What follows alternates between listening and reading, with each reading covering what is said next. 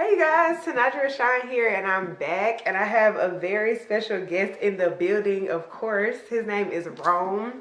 Rome is doing great things in the community. He lives in DC these days. However, I met him here in Huntsville, Alabama.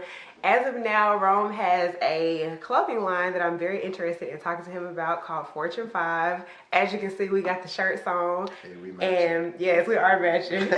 We didn't plan that either. I didn't know it was going to happen, but we're about to chop it up like we always do, so let's get started. We were talking a little bit before this, and we got into the topic of clothing brands, and I was gonna ask Rome what his favorite clothing brand was, and I felt like a great answer was on the horizon. So she told me So to stop. I stopped him. Yeah, I stopped him because I wanted to get it. So what are some of your top clothing brands, and tell me why?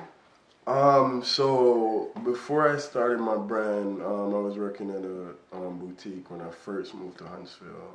Brand new boutique. Shout out to Joe. Oh, you used to work at Brand New? Yeah, I used to love that store, bruh. Yeah, I used to intern there. Yeah. But you was in dope. there. Yeah, it was dope. So I used to shout out to Brand New. yeah, shout out to Joe, wherever you are. I still got the tank, the black one with the red sleeves. Yeah. So I got introduced to like a lot of different brands. So some of my favorites were like 10 Deep, the hundreds, and the reasons why is because like certain prints, certain colors that they use, it was dope. And then for 10 Deep, like they always strictly focus on the details of what they were doing. So like even the stitching, like everything was cohesively and everything like formulated into something dope. Like the jackets, it was like, yo, like there's so many patches on this jacket, like I don't even know what to say, but it was pretty good. And then everything always had a story to tell. So with your brand, especially if anybody's trying to start a brand, like make sure you start something that's going to tell a story. Even with my logo, it's Fortune 5, but the V is the Roman numeral 5, the 2 slashes in between. It came from the money sign, and when I was researching the money sign, the euro slashes actually stood for equilibrium. So I didn't know that. Yeah. So definitely, I wanted to incorporate that because we're trying to be, balanced in everything that we do. And then it's embedded into a poker chip. So life is a gamble. We get up every day. Snap! It's a poker chip. Yeah, it's embedded into a didn't even poker know. chip. So yeah, with everything that we do, we want to make sure that it tells a story. But like for now. To get back to the question, one of the brands that I really like is Off-White. And I just don't like Off-White because it's Off-White. It's because Virgil actually incorporated like architectural designs into his brand and it made sense. So so everything that he does, it wasn't just to do it, like everything serves its purpose. It all comes back down to purpose. That's just 3 of my favorite brands that I really like, get inspired by. Cool. Speaking of purpose, how did you find your purpose, or are you still in the process of finding it? Yeah, I'm still in the process of finding. I've discovered my purpose, but I'm still working in that purpose. Like I don't feel like you're truly ever gonna be done working in your purpose. But I actually found it through. Let me think back.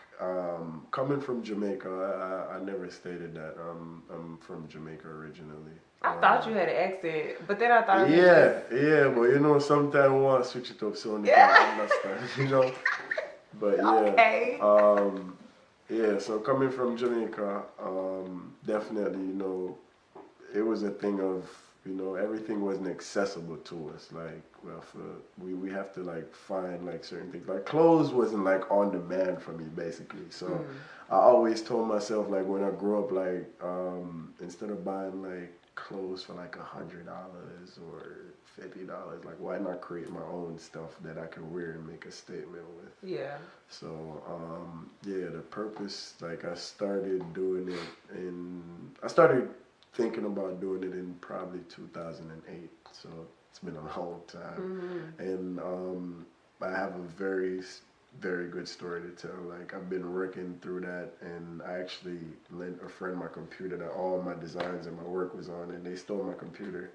What? Yes. And then while I was in graduate school, when I just came to graduate school, I had a hard drive with all my stuff on it, and I was in class one day, and it actually slipped off the desk and broke.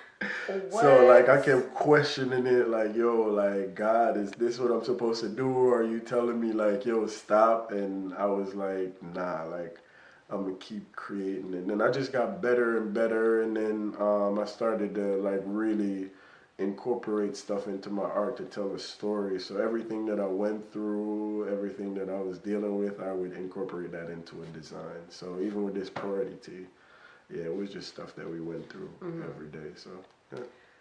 So I didn't know any of that about your computer, your hard drive. Yeah, I mean, we have a story to tell. We just, yeah. So what would you say really kept you going when you started questioning your purpose? When I started questioning my purpose, like what kept me going was me trying to fulfill what I already started. So I was like, yo, it was such great ideas and what we really like thought about and think about bringing it to. Like I was like, yeah, like I got a family to feed, you know, we got a whole third world country behind us. So it was definitely just like, yo, like, do I really want to do this? Or because like everybody can tell you like a low point in their life, or what they went through. Like even Oprah's story, like, and if Shout out to Oprah. yeah, facts, Oprah, shout out. But if she had stopped, like she wouldn't have been the person that she was today. So it was just me like continuing to go and find out what can that transform me into, and what can I transform this into. Wow. Yeah. That's so inspiring. That is inspiring me. Yeah. Because sometimes I be wanting to give up. Oh, I be like, man, Lord, I'm telling you, help you, girl. Shit's still going on right now. Like it's like because you know it's a lot of elements that come into it when you do it. Because first of all, it's about bringing it to life, and then you got to think about your finances and you can't really eat off of it like when you first start. Right. Like so. It's like if you're not making money off of it, like some people question like, yo, why am I still doing this? But you just have to keep it going until it can actually be something stable by itself. Then it becomes a business. True. Yeah. Very true. When I first started making my jewelry, I was like that. I'm like, dang, yo. Yeah, I used to make jewelry too, guys. Oh, for real? I used to make beaded. I used to make beaded jewelry. Yeah, yeah. That's how I actually first like started, because I was like, yeah, like I couldn't afford like the expensive jewelry. So shout out to my stepmom Yvonne. She used to take me to Michael's like often. Bro, that's my story. Yes, I used to go to Michael's, and I was always good at arts and crafts. I always liked drawing. I always liked painting. And then I started creating my own jewelry. Yeah, I'm gonna have to show you some of mine. I have to show you some of mine. I might have to bring that back too. You might get that with a piece every time you purchase. Yeah. Might as well. Yeah, so that was where one of the foundations actually started, and See, you never know what people do until you talk to them. That's why it's important to stay off your phone all the time. Oh yeah. Talk to the people around you. Because I've known Rome for like ever, just around the way. Right. But we never really talked for real. Right. It's okay. It's okay. We'll change that. It's okay. True. So a lot of people that I bring in, I met, of course, in Huntsville. And for me personally, Huntsville is a place that really groomed me. And I feel like I grew up here. So can you tell me about your experience here and how you think it might have helped to change your life, if it did, or what experiences that you had here that helped you grow into the person that you are now? Well, for me, Huntsville really changed like the trajectory that I was headed in. When I first came down here, I came down here for graduate school, Alabama A&M. Shout out. For real. Yeah, I was in the urban and regional planning department. Oh, my sister got her degrees in that. Right. Mm-hmm. Her graduate degree. Yeah. So I actually didn't finish. I still got a year, some change left. So I actually put that on pause, went back home. But when I first came here, I met a lot of interesting people like Jules, Afu, like all the creatives that are down here. So when I first came down here, it was basically like, how do I fit in? Because that's when I actually just started like Fortune 5. So with that being said, the manifestation started in North Carolina, and then I actually started creating when I come down here. So everybody saw that and they wanted to buy into the story. So yeah, it was pretty cool. When I came to Huntsville was boring. Yes. Yes, Huntsville is boring For to real. this day. But I mean, we have a lot of great stories, and shout out to Juice. We definitely did a lot of stuff. The Glowing Art Party 2014 and Juice Fest definitely went down. So what life events would you say led you into your purpose the most? Oh, wow. Yeah, so the way how Fortune 5 actually started, I know I always wanted to create a brand. So I started to do like research, like research what a brand is, how you start a brand, of course. And then the name came about. I think it was actually me and Jules again. We were talking about it, and I wanted to know more about Fortune 500 companies and how they started, like how many were there, and how many were specifically black owned, black built, black owned, and still black ran. And it was none. None? Yeah, it wasn't any. Oh, wow. Yeah, it was actually like a few of them that are like CEOs now. Like they were actually brought into the company, or they built it and developed it and then sold it. So, Wow. I wasn't expecting that answer because I was about to ask you how many is it? Yeah. Whoa. So I knew the actual name Fortune 500 wasn't gonna probably be available. Yeah. So I just shortened it and called it Fortune 5. So the actual name of my brand is Fortune 5 Co. because I didn't just want it to be a brand. I wanted it to be something else that we could actually build and make an umbrella. Yeah. And then, put other stuff, bring in other creatives, wherever you specialize in. We can make that a part of us and we can build something together. So, I started doing that, started researching material, and then I started creating. Yeah. It's dope. What would you say differentiates you from all the other clothing brands? Well, with me, it's making myself an individual. Like I don't really like look at other brands or get inspired. I try not to get inspired like deeply by other brands because then you started to take off of that brand. So I mostly like get inspired by what I see around me, like the internet. Like I love going on like social media and seeing just like a logo or a quote or something, and then I figure out like, yo, like that was sweet. Like how can I incorporate that in mine? So definitely I try to do things different. Like with me researching material, my first shirt was a Pharaoh all over print. That's when they just started all over print in 2014, and nobody knew what it was. So I tried to define myself and make myself stand out in different ways. So after that, I created a baseball jersey. That was my second one, and then I created a floral print. So it's just basically making a statement, because the biggest thing about it is every time you go into a room, you introduce yourself, first impressions last, but the biggest statement or impact you can make is when you leave the room. Yes. So that's why every time you look at one of my designs, it's always something big on the back. Gotcha. Yeah. That's smart. That's very smart. Speaking of which, that's really what made me buy this shirt last night because I was contemplating getting it already because it was yours. Right. And then secondly, when you explained the back, I was just like, oh yeah, I just gotta go ahead and get that. Thank you. And So, thank everybody for supporting too. Yes, for real. So I want to show y'all the back of the shirt that we both have on, which is this circle right here. And I'm gonna let Rome explain it because that's really the main thing that captured me, like for real. So I want you to explain in detail the whole back of the shirt. Okay, sure. So with this shirt, it's called the Priority. It's priorities. This shirt started with me just focusing on my priorities as a person, as an individual. I decided to focus on, first faith, finances, my family, freedom of mind, freedom of speech, however you want to put it. You first have to be free in your mind before you can do anything else. And then I wanted to focus on the facts. We don't want to hear anything else. We don't want to be involved in anything if it's not factual. So it's a quote right here, which I actually saw one time. It's not the original quote. The original quote says, "Smooth seas don't make skillful sailors."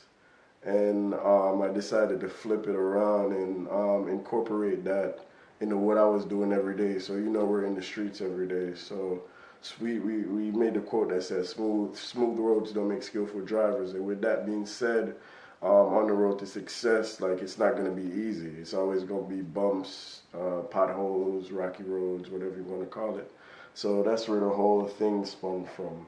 Definitely, it's been getting good feedback on this, but everybody always asks me a question of why does finances come before family? It's always family first, but with this being said, you're focusing on your priorities. Like, this is for you, so you first want to be financially stable before anything else comes about. But you definitely always focus on the family. Family's number one. True. Yeah.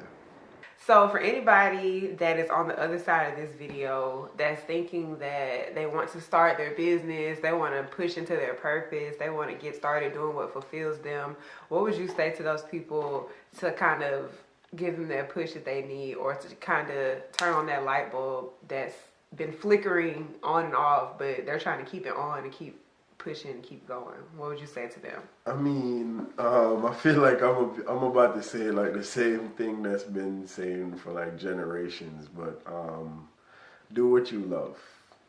First of all, like, if you feel like like you don't want to do it, then you're not supposed to be doing it. Even if like you're good at it, it might be something that's gonna be working for the purpose at that time. But for something that you really truly love and you want to continue to do, like, just do it. Just keep working at it. Like, it's not gonna happen overnight. Like, there's no such thing as overnight success. Like, even with these artists that we see every day, like, they've been working. And then they actually got that support that they needed to finally get it out there. So, just keep going. Good. Yeah. You heard it here first, guys. Yeah. International Rome, rocking gems. And then one more thing too, guys. The most important thing in life is to know the most important things in life. Desires dictate priorities. Your priorities shape your actions, and your actions shape the way that you move. So you have to be unapologetical with anything that you do. Like, learn to say no to other stuff and just work on what you're doing. Like, don't focus like what's going on around you. Like, it's gonna be a time where you can actually like sit back and say, well, now I can enjoy myself. But just keep working at what you're doing. That's very true. Because sometimes, like, I be having to sacrifice and miss out on things that I want to do. Oh yeah. Like, I have times where anybody can attest to this. Like, I don't even come out of my house. Like, if you call me and you don't get me, like, you can't get upset because I'm probably working on something, and I got my headphones on and I put my phone on silent. So yeah, I don't really. That's what we call it clocking in. So we call it office hours for us. Me, Jules, and the team. Like, you clock in with us, we clock in with you. So office hours, like, that's when we're busy. If you want to interrupt us, it got to be something very important. Yeah. So we just continue to work through that purpose and just keep it going. Make sure you clock into your purpose, people. Boom, boom. Clock into your purpose and not into your job. Oh, facts. Yes. Yes. Had to throw that in there. When y'all said that, Oh, yeah. I was like, yes. Yeah. And that was one of the biggest things that we had this weekend. We had a panel on Friday. Was it Friday? Yeah, Friday. No, Thursday. Thursday? Was it? Sure. Today's Saturday. Oh, it is Saturday. Thursday, guys. Yeah, we had a panel with some of the A&M alumni, and they were talking about clocking into your purpose and not just a job. And your purpose is just your what you want to do in the future. Like, it doesn't necessarily have to be what I'm doing, or she creating this content, or her jewelry. It's whatever that you love and you feel like you want to spend doing the rest of your life. Yeah, so we spoke about that on Thursday, and definitely we'll try and have a few more sessions. We might have like a series. Yeah, we might try to have a series and have different people talk. It might be hosted by you. Hey, I'm with it. Because there was a lot of people that I feel like should have been in that room that weren't in that room. Right. Because y'all, that was like priceless information. That they were giving. For real. Yeah. Put that in somebody's ear. They need to do it. Nah, facts. No, love you guys. Thank you for the support. Thank you for supporting her. We're here 24/7. We clock in 24/7. That's our office hours. So anytime you need us, if you want to ask any questions, you can get to me at international.rome on Instagram. You can follow my brand, Fortune 5 Co.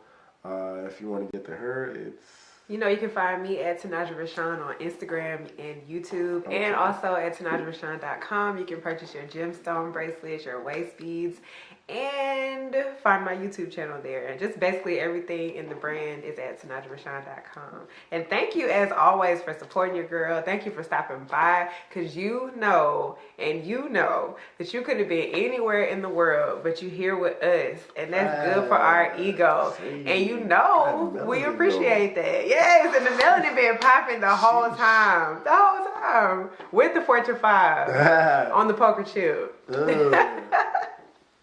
All right, you guys, well, I love you. Feel free to subscribe if the spirit moves you. And thank you once again for stopping by. I'll catch you next time.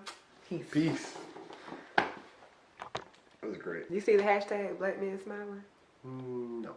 You didn't see it? No. It was a whole bunch of y'all smiling. No. You need to join. No. Man, you sweet. Okay, let's good. You ready? Yes, I'm ready when you're ready.